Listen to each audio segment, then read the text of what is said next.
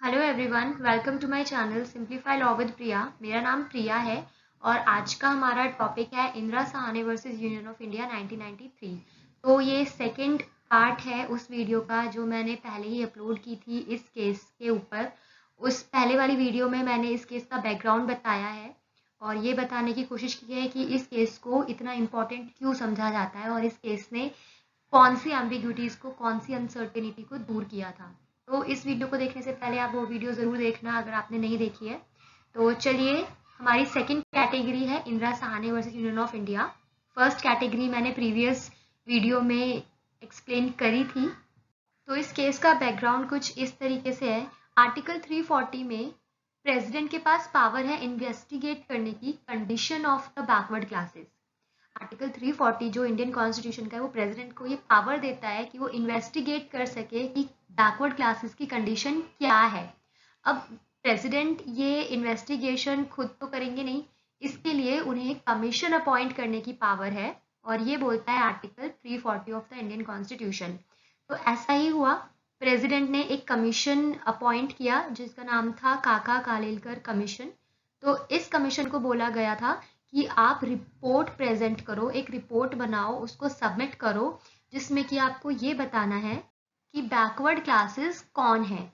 तो ये सेटअप हुआ था इस डेट को 29 जनवरी 1953 और इस कमीशन ने अपनी रिपोर्ट सबमिट कराई 30 मार्च 1955 और 2399 बैकवर्ड क्लासेस को इसने रेकमेंड किया। इस कमीशन के हिसाब से इतनी जो कास्ट है वो बैकवर्ड क्लासेस में आने के लिए एलिजिबल थी।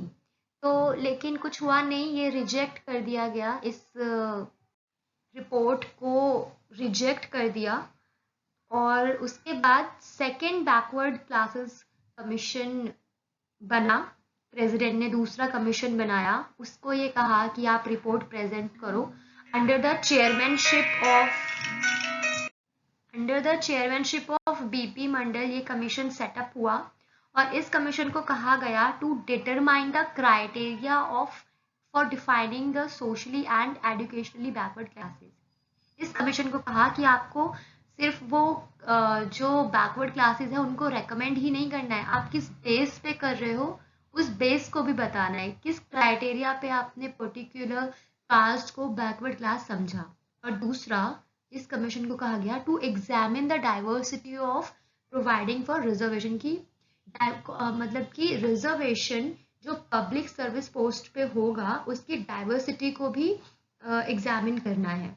ठीक है, तो ये जो रिपोर्ट है सबमिट हुई ऑन 31 दिसंबर 1980 और इस कमीशन ने बीपी मंडल की चेयरमैनशिप में जो ये मंडल कमीशन था, इसने रिपोर्ट में 3743 कास्ट को आइडेंटिफाई किया, रेकमेंड किया कि ये जो कास्ट हैं ये बैकवर्ड क्लासेस मानी जा सकती।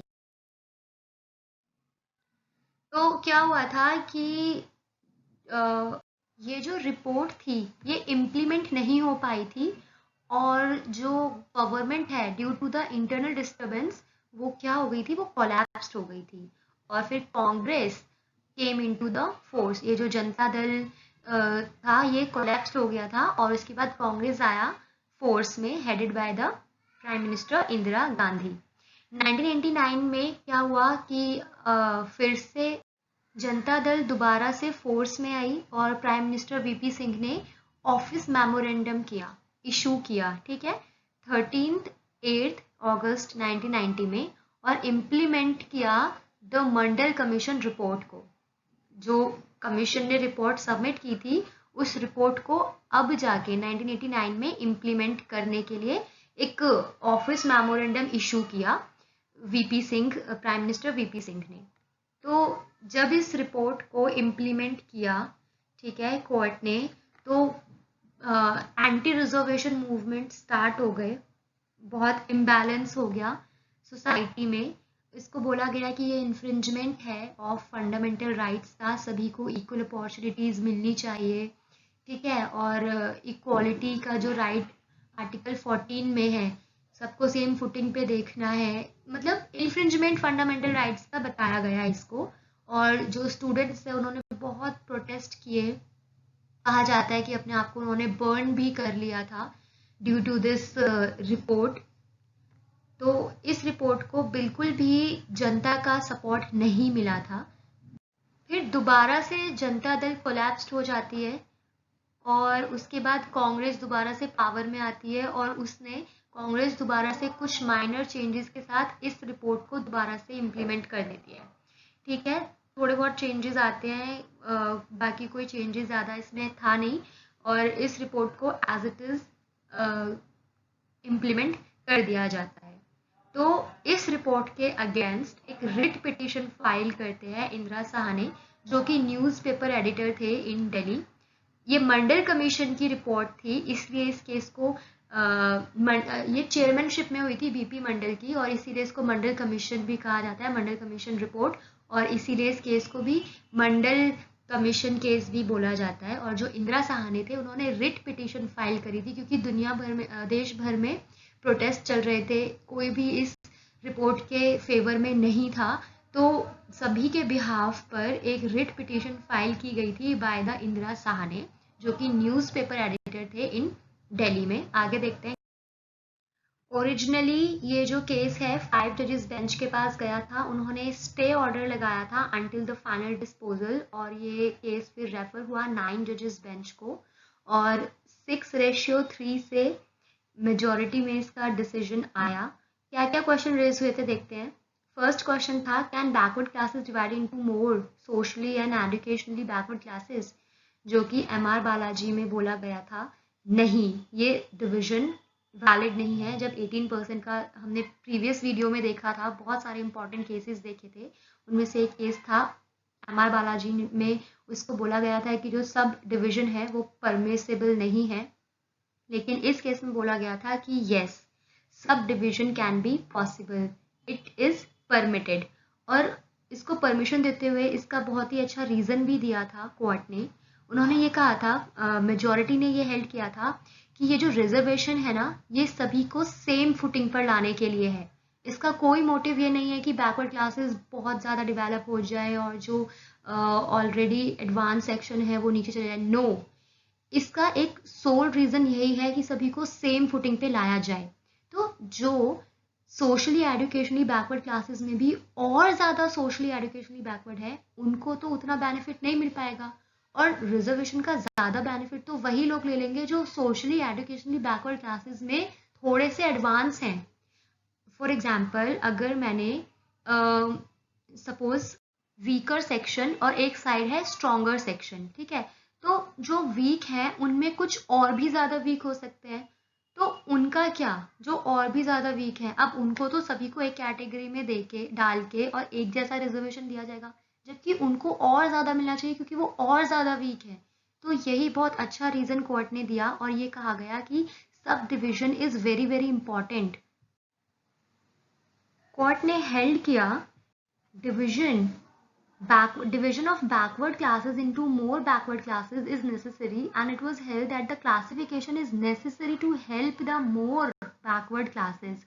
Otherwise the advanced section among them से मतलब है कि जो socially educationally backward classes हैं उनमें जो उनमें भी तो advanced section हो सकता है ना, उनमें जो advanced section है might take all the benefit of reservation।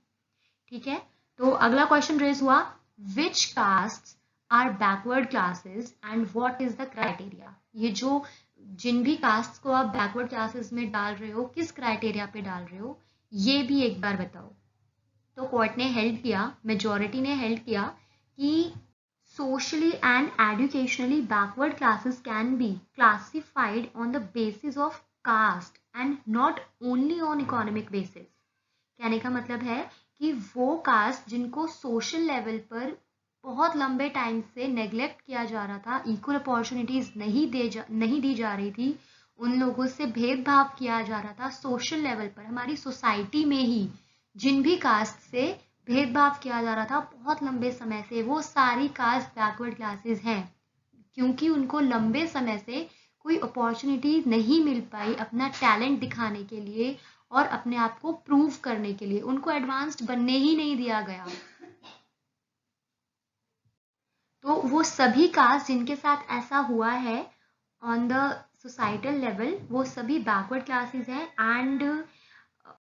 and court also said that there are other criteria which is occupational group, classes and communities for the purpose of identification of backward classes. तो इस चीज को भी court ने clear किया इस question को और इसका आंसर दिया एंड अगला जो क्वेश्चन रेज था वो ये था can reservation be exceeded more than 50%. तो 50% से ज़्यादा रिजर्वेशन एक्सीड करने के लिए कोर्ट ने मना किया कि नहीं, reservation can never be exceed, can not be exceed, never नहीं कहेंगे, can not be exceed. Never क्यों नहीं बोल सकते हम, क्योंकि कोर्ट ने जो हेल्ड किया था वो था reservation shall not exceed more than 50%. However in extraordinary situation it may be relaxed in favor of people living in far-flung and remote areas of country who because of their particular conditions and characteristics need a different treatment. ठीक है, तो अगर कुछ ऐसे particular special circumstances prevail हो गए तो उस कंडीशन में किया भी जा सकता है, बट बहुत ज़्यादा स्क्रूटिनाइज किया जाएगा उन सिचुएशन को और तब 50% से एक्सीड किया जा सकता है. अदर देन दैट नहीं, no exception of more than 50%. आगे देखते हैं whether reservation in promotion is valid. तो प्रमोशन का क्या मतलब है, जैसे कि जॉब मिल गई उसके बाद प्रमोशन मिलता है, बहुत सारी जॉब्स में प्रमोशन होता है, तो क्या उस प्रमोशन के टाइम पर भी उन रिजर्वेशन को कंसिडर किया जाएगा और उधर भी जो क्राइटेरिया है वो रखा जाएगा सोशली एजुकेशनली बैकवर्ड क्लासेस का, क्योंकि लोगों का मानना है कि अब वो सेम फुटिंग पे आ गए, जॉब तो मिल गई, now they all are on same footing. अगर सेम फुटिंग के लिए ही रिजर्वेशन किया है तो अब सेम फुटिंग पर आ गए सब, जॉब मिल गई, तो क्या प्रमोशन में रिजर्वेशन होना चाहिए? तो कोर्ट ने बोला no. The majority held that reservation under Article 16 Clause 4 cannot be made in promotion.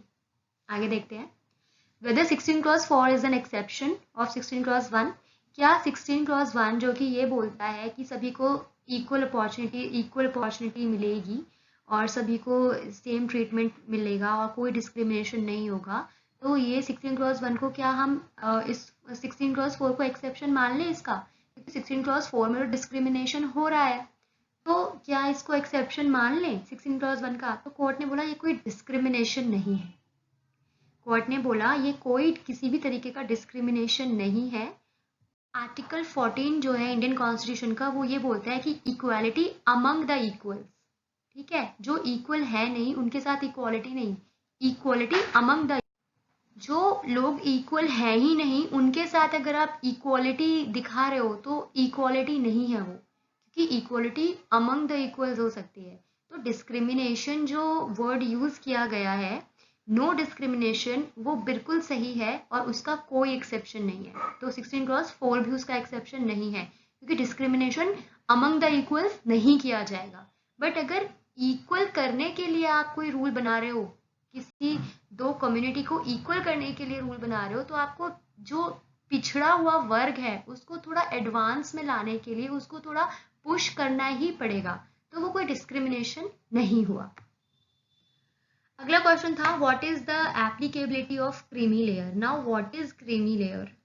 Creamy layer का मतलब ये होता है कि रिजर्वेशन की सहायता से जब इक्वल फुटिंग पर आ गए हैं बैकवर्ड क्लासेस, अब आ गई है सेम फुटिंग पर, तो एडवांस्ड हो गए हैं वो, उनके जो बच्चे हैं तो उनको क्या कहा जाएगा? क्रीमी लेयर कहा जाएगा. सपोज जो अदर बैकवर्ड क्लासेस हैं उनको रिजर्वेशन देने के बाद उनको बहुत अच्छा उनका वियर एंड टियर हो गया है अब और वो सेम फुटिंग पर आ चुके हैं, उनके बाद जो दूसरी जनरेशन आएगी उनको कहा जाएगा क्रीमी लेयर. ठीक है, तो ये बोला गया और फिर उन लोगों को रिजर्वेशन नहीं दिया जाएगा क्रीमी लेयर को, क्योंकि ये माना जाएगा कि now you are advanced and अब आपको रिजर्वेशन की जरूरत नहीं है. तो क्या ये एससी और एसटीज पर भी लागू होता है? तो कोर्ट ने बोला नो, एप्लीकेबिलिटी इसकी केवल और केवल अदर बैकवर्ड क्लासेस पे होगी, एससी एंड एसटीज पर नहीं होगी. कैरी फॉरवर्ड रूल को अनकॉन्स्टिट्यूशनल बोला गया कि कोई भी जो वैकेंसीज हैं वो आगे जाके कैरी फॉरवर्ड हो सकती हैं। इसको कॉन्स्टिट्यूशनल बोला गया, सॉरी। और टी देवदासन को यहाँ पे ओवर रूल किया गया क्योंकि वहाँ पर इसको अनकॉन्स्टिट्यूशनल बोला गया था। That's it. यहाँ पे 6:3 से ये डिसीजन आया था मेजॉरिटी में, और यहाँ पे 14 को ठीक से एक्सप्लेन किया गया, रिजर्वेशन का मोटिव बताया गया, 16 को एक्सप्लेन किया गया।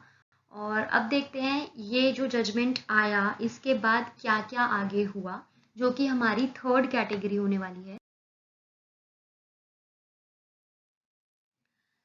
ये हमारी फाइनल कैटेगरी है इस केस को समझने की। फर्स्ट कैटेगरी मैंने प्रीवियस वीडियो में डिफाइन की थी, और यहाँ पे 2 कैटेगरी मैंने एक्सप्लेन की हैं। तो ये थर्ड कैटेगरी है पोस्ट इंदिरा साहनी, मतलब कि जब इंदिरा साहनी का जजमेंट आ गया उसके बाद क्या क्या इफेक्ट्स देखने को हमें मिले।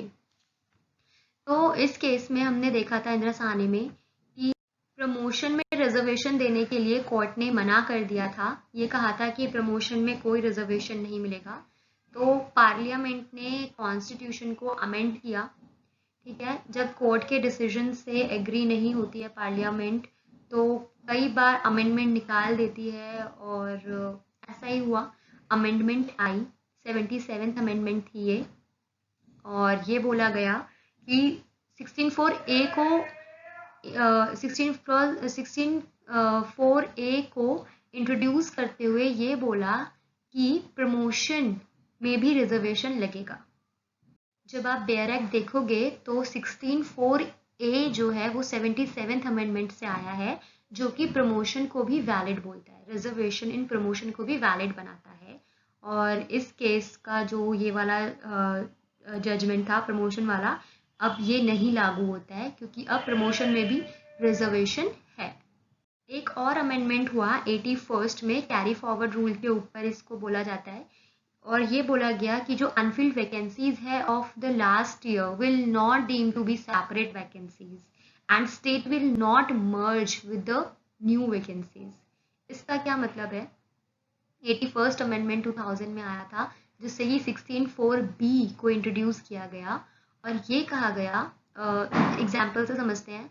सपोज 2012 में टोटल सीट्स निकली हैं 80, ठीक है, 80 सीट्स निकली हैं, जिसमें कि 20 सीट्स जो हैं वो अनफिल्ड निकल गई, ठीक है, वो अनफिल्ड रह गई, वो एम्प्टी रह गई, बच गई। कहीं पे वैकेंसी निकली है और 80 हैं टोटल, और 20 वहाँ से बच गई। तो 2013 में जब अगली वैकेंसी निकली तो उसमें सपोज 100 निकली, तो 50 रखी जाएगी जनरल के लिए, 50 SC एंड STs के लिए, और जो 20 बच गई थी उसको सेपरेट रखा जाएगा और उसको मर्ज नहीं किया जाएगा। 4B says that these 20 vacancies जो हमने एग्जाम्पल के तौर पे समझी थी, will remain the separate. For किसके लिए सेपरेट रहेंगी? किसके लिए? रिजर्व्ड क्लासेस के लिए, ठीक है।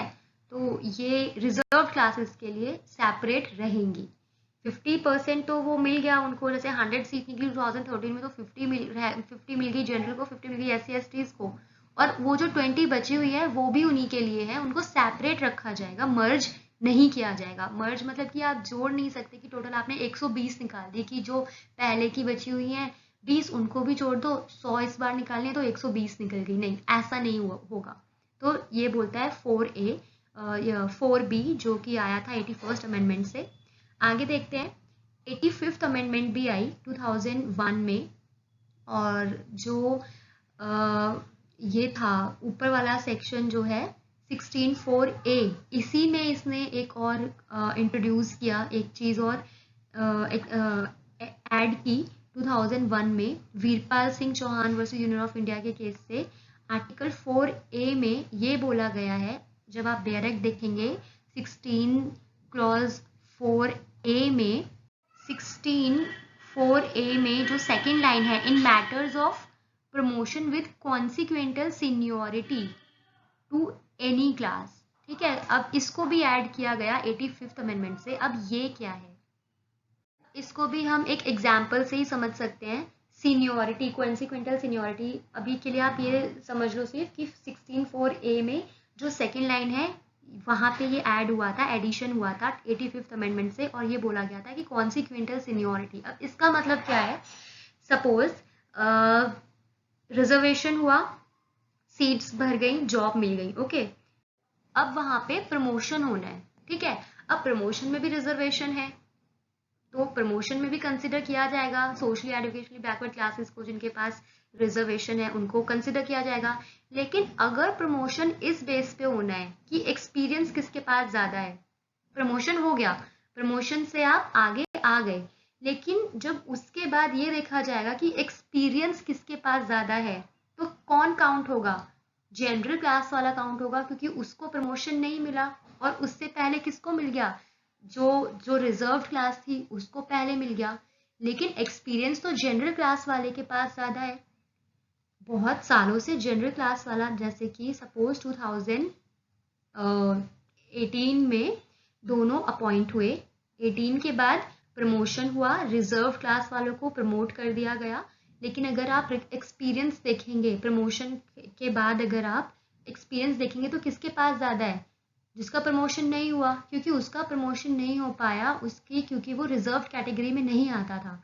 तो एक्सपीरियंस के बेस पर जहां पर प्रमोशन होना है, वहां पर भी रिजर्व कैटेगरी को ही सपोर्ट किया जाएगा, उसी को ही पुश किया जाएगा फर्दर।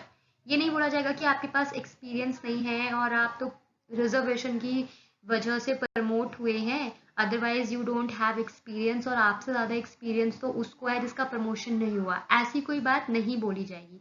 तो ये इस केस से आया था, वीरपाल सिंह चौहान का ये केस था, इसमें यही हुआ था। रिजर्व कैंडिडेट को ये कहा गया था कि जो आप सीनियर बने हो, आप रिजर्वेशन की वजह से बने हो, otherwise you are not senior. आपका जो प्रमोशन हुआ था ये इसीलिए हुआ था क्योंकि आपके पास रिजर्वेशन का कोटा था। और वैसे तो अगर देखा जाए तो सीनियर जनरल क्लास का सिटीजन है, क्योंकि वो आपसे ज़्यादा टाइम से काम करता हुआ आ रहा है। नहीं, ऐसी बातें नहीं बोली जाएंगी, और इसको नेगलेक्ट करते हुए ये अमेंडमेंट की, और ये साफ साफ बोल दिया गया कि प्रमोशन वहां पर भी रिजर्व कैंडिडेट को ही मिलेगा जहां पे सीनियोरिटी की भी बात हो रही है, उसको सीनियर भी समझा जाएगा। जो रिजर्व कैंडिडेट हैं अगर वो प्रमोशन से सीनियर हो गए हैं तो उनको सीनियर ही समझा जाएगा, उनको ये नहीं बोला जाएगा, क्वेश्चन नहीं किया जाएगा। आगे जब एक्सपीरियंस के बेस पे प्रमोशन होना है तो एक्सपीरियंस के बेस पर भी उन्हीं को कंसिडर करेंगे, रिजर्व कैंडिडेट को ही। ये नहीं बोला जाएगा कि आपके पास एक्सपीरियंस नहीं है। तो promotion with consequential seniority to any case, इस लाइन को ऐड किया गया 85th अमेंडमेंट से। So that's it. That was all about the Indra Sahani case. I have tried to explain it in a very simple manner. And if you like this video, अगर आपने कुछ भी नया इस video से सीखा हो तो प्लीज़ इसे लाइक करना, चैनल को सब्सक्राइब करना। Thank you so much.